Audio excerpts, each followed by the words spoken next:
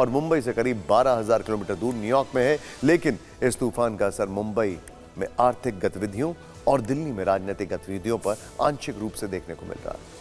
यह तूफान है हिंडनबर्ग रिसर्च की वो नई रिपोर्ट जो शनिवार और रविवार की दरमियानी रात को रिलीज की गई। करीब 1 वर्ष 6 महीने पहले अडानी ग्रुप पर अनियमितता बरतने का आरोप लगाने वाली हिंडनबर्ग रिसर्च ने इस बार भारतीय शेयर बाजार की नियामक संस्था सेबी की चेयरपर्सन माधवी पुरी बुच पर सवाल उठाए। आरोप लगाए हैं कि अडानी ग्रुप की अनियमितताओं की जांच करने वाली संस्था सेबी की चेयरपर्सन माधवी पुरी बुच अडानी ग्रुप से मिली हुई हैं और इसी कारण उन्होंने अडानी ग्रुप के खिलाफ सही तरीके से जांच नहीं की है। तो इस हिसाब से समझें कि 3 लाइन में यह पूरा मामला क्या है। जनवरी 2023 में हिंडनबर्ग ने आरोप लगाया था कि अडानी ग्रुप ने भ्रष्टाचार किया। सेबी ने अडानी ग्रुप को क्लीन चिट दी। हिंडनबर्ग ने कहा कि अडानी ग्रुप ने माधवी बुच का निवेश है, इसीलिए क्लीन चिट मिली। हिंडनबर्ग की रिपोर्ट के बाद मॉनसून के इस मौसम में राजनीतिक हमलों की तेज बौछार हो रही है। हालांकि सेबी की चेयरपर्सन माधवी पुरी बुच इन आरोपों को ज्यादा भाव नहीं दे रही है, लेकिन राजनीतिक सक्रियता में काफी तेजी देखी जा रही है। विपक्ष आरोपों वाले चाकू को धार देकर हमला कर रहा है तो सेबी और सत्ता पक्ष भी आक्रामक हैं। हिंडनबर्ग की रिपोर्ट, सेबी चीफ की सफाई और राजनीतिक हमलों पर हमने आपके लिए एक सरल भाषा में रिपोर्ट तैयार की है, जिससे आप ये समझ पाएंगे कि यह पूरा मामला क्या है और इसमें आगे क्या होगा। अब बिंदुवार तरीके से समझिए कि हिंडनबर्ग रिसर्च की नई रिपोर्ट में और क्या क्या आरोप हैं और सेबी की चीफ माधवी पुरी बुच और अडानी ग्रुप ने इस पर क्या कहा। हिंडनबर्ग का आरोप है कि सेबी की चेयरपर्सन माधवी पुरी बुच और उनके पति धवल बुच की अडानी ग्रुप से जुड़ी ऑफशोर कंपनी में हिस्सेदारी है। इस पर सफाई देते हुए माधवी पुरी बुच ने कहा कि आरोप आधारहीन है। हमारी जिंदगी और वित्तीय लेन देन खुली किताब है। अडानी ग्रुप ने कहा कि हिंडनबर्ग ने अपने फायदे के लिए सार्वजनिक रूप से उपलब्ध जानकारी का गलत इस्तेमाल किया है। हिंडनबर्ग ने कहा कि अडानी ग्रुप की ऑफशोर कंपनियों में सेबी चीफ की हिस्सेदारी के कारण ही अडानी की संदिग्ध शेयर होल्डर कंपनी पर कार्रवाई नहीं की गई है। सेबी चीफ ने कहा कि अडानी मामले में हिंडनबर्ग ने नोटिस का जवाब नहीं दिया है और चरित्र हनन करने का विकल्प चुना है। अडानी ग्रुप का कहना है कि आरोप पहले ही निराधार साबित हो चुके हैं। सुप्रीम कोर्ट ने जनवरी 2024 में हिंडनबर्ग के आरोपों को खारिज कर दिया था। हिंडनबर्ग ने अपनी रिपोर्ट में माधवी बुच के ऑफशोर कंपनी में निवेश का आरोप लगाया है कि हिंडनबर्ग ने दावा किया है कि बुच और उनके पति के मॉरिशस की offshore company global dynamic opportunity fund में हिस्सेदारी है। इस पर माधवी बुच ने की तरफ से कहा गया है कि हिंडनबर्ग ने जिस फंड का जिक्र किया है उसमें 2015 में निवेश किया गया था, तब उनका सेबी से कोई संबंध नहीं था। हिंडनबर्ग का दावा है कि ग्लोबल डायनामिक अपॉर्चुनिटी फंड में अडानी ग्रुप के चेयरमैन गौतम अडानी के भाई विनोद अडानी ने अरबों डॉलर का निवेश किया है। इस पैसे का इस्तेमाल अडानी ग्रुप के शेयरों के दामों में तेजी लाने के लिए किया गया, जबकि माधवी पुरी बुच के अनुसार वो कंसल्टिंग कंपनियों से 2017 में सेबी में नियुक्त होते ही हट गई थी। हिंडनबर्ग का दावा है कि बुच 16 मार्च 2022 तक एगोरा पार्टनर सिंगापुर की 100% शेयर धारक बनी रही। सेबी चेयरपर्सन के रूप में नियुक्ति के 2 हफ्ते बाद उन्होंने अपने शेयर अपने पति के नाम ट्रांसफर किए। माधवी बुच का कहना है कि उन्होंने सारी जानकारी सेबी को दे दी है। 2018 में ही उन्होंने अपना फंड रिडीम करा लिया। हिंडनबर्ग का यह भी दावा है कि सेबी चीफ माधवी और उनके पति धवल ने इन दोनों फंड में इन्वेस्टमेंट किया है। इन फंड्स की जांच अच्छे से नहीं की गई क्योंकि इसमें माधवी का निवेश था। माधवी बुच का कहना है कि वो अपने जीवन भर के वित्तीय लेन देन को सार्वजनिक करने के लिए तैयार है। हिंडनबर्ग की रिपोर्ट में अडानी ग्रुप पर लगने वाले आरोप भारत में राजनीतिक मुद्दे बनते जा रहे हैं। इस बार भी जब हिंडनबर्ग की रिपोर्ट आई तो कांग्रेस नेता और लोकसभा में नेता विपक्ष राहुल गांधी ने सेबी, सरकार और सुप्रीम कोर्ट से 3 बड़े सवाल किए। पहला सवाल है, आरोप लगने के बाद भी माधवी पुरी ने इस्तीफा क्यों नहीं दिया। दूसरा सवाल, निवेशकों का पैसा डूबा तो जिम्मेदार कौन, सेबी चीफ, पीएम मोदी या अडानी। तीसरा सवाल, क्या सुप्रीम कोर्ट इस मामले में भी स्वतः संज्ञान लेगी। यानी राहुल गांधी बाजार, सरकार और कोर्ट तीनों को एक मामले में एक साथ रखकर देख रहे हैं। राहुल गांधी ने कल एक वीडियो जारी करके आरोप लगाए थे। आज सत्ता पक्ष की तरफ से इसका जवाब आया। बीजेपी नेता रविशंकर प्रसाद ने कहा कि मोदी से नफरत करते हुए अब कांग्रेस हिंदुस्तान से ही नफरत करने लगी है। टूल किट वालों को हिंदुस्तान के विकास से कोई मतलब नहीं है। रविशंकर प्रसाद ने दावा किया कि निवेशक हिंडनबर्ग और कांग्रेस की मिली भगत को अच्छी तरह समझ चुके हैं। भारत के खिलाफ सुनियोजित षड्यंत्र पर वो भरोसा नहीं करते।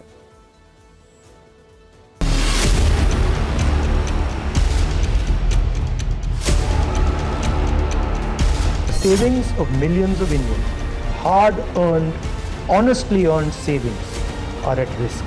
It is therefore imperative that this matter is investigated. Retail investors, honest investors, pensioners have three questions.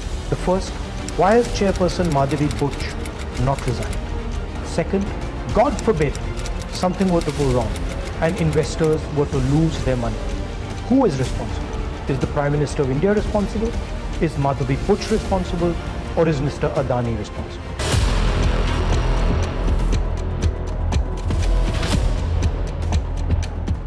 SEBI के इस स्टेटमेंट के बाद हिंडनबर्ग ने फिर कुछ तथ्य सामने रखे, कुछ कागज सामने रखे, जिसका जवाब न सरकार से आया, न सेबी से आया, न माधवी बुच जी और उनके पति से आया। सरकार को चाहिए, भारतीय जनता पार्टी को चाहिए कि बिना बात के यहाँ की भावनाओं की बातें करना बंद करें और तथ्यों पर जवाब। हिंडनबर्ग में किसका इन्वेस्टमेंट है आपको मालूम है? जॉर्ज सोरोस का। ये महाशय कौन है जो भारत के खिलाफ नियमित प्रोपेगेंडा चलाते हैं? लेकिन सवाल पूछना कांग्रेस पार्टी से, क्या चाहते हैं आप? चाहते क्या है आप? देश मोदी के से नफरत करते हुए कांग्रेस पार्टी आज हिंदुस्तान से नफरत करने लगी है।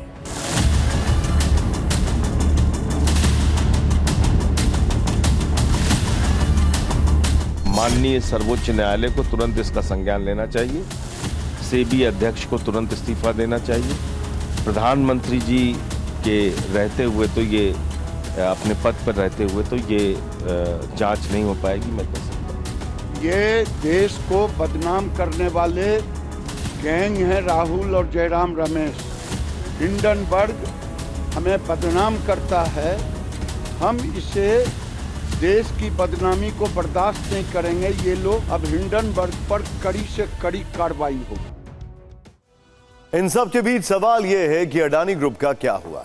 क्या हिंडनबर्ग की नई रिपोर्ट के बाद अडानी ग्रुप को झटके लगे? अब यह देखने वाली बात है। वैसे तो अडानी ग्रुप की ज्यादातर कंपनियों के शेयर लाल निशान के साथ खुले और बंद हुए, यानी गिरावट हुई, लेकिन दो कंपनियां हरे निशान के साथ बंद हुई। अगर जनवरी 2023 से तुलना करें तो हिंडनबर्ग की रिपोर्ट का अडानी ग्रुप पर ज्यादा असर नहीं पड़ा है। जिन कंपनियों के शेयर गिरे वो भी बेहद मामूली है। कुल मिलाकर आप कह सकते हैं कि पिछली बार जिस तरह से हिंडनबर्ग की रिपोर्ट के बाद अडानी ग्रुप के शेयर गिरे थे, इस बार ऐसा कुछ नहीं हुआ है। आपको बता दें कि पिछली बार अडानी ग्रुप की अलग अलग कंपनियों के शेयरों में 53% तक की गिरावट हुई थी।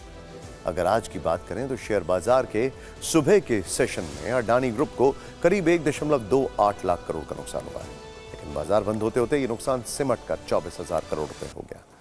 इसका मतलब यह है कि अडानी ग्रुप ने 1 लाख करोड़ रुपए से ज्यादा का नुकसान आज का कारोबार बंद होते होते रिकवर कर लिया। और बाजार पर भी हिंडनबर्ग की रिपोर्ट का कुछ खास असर नहीं पड़ा है। आज जितनी गिरावट हुई उसमें ज्यादा तो आम दिनों में होती है, उससे ज्यादा तो आम दिनों में होती है। वैसे दिन भर बढ़त के साथ कारोबार करने के बाद निफ्टी 20.50 अंक गिरकर बंद हुआ है और सेंसेक्स 56.99 अंक ऊपर चढ़कर बंद हुआ है। इस पूरी खबर में एक शब्द का इस्तेमाल हो रहा है जिसका नाम है ऑफशोर कंपनियां। इसीलिए समझना जरूरी है कि ऑफशोर होता क्या है और ऑफशोर कंपनियां क्या होती हैं। ऑफशोर शब्द का अर्थ है किसी के गृह देश से बाहर का स्थान। बैंकिंग और फाइनेंस सेक्टर में ऑफशोर कंपनियों का जिक्र होता है। ये ऐसे द्वीप देशों में स्थापित की जाती हैं जहां अंतर्राष्ट्रीय नियम कानून मान्य नहीं होते।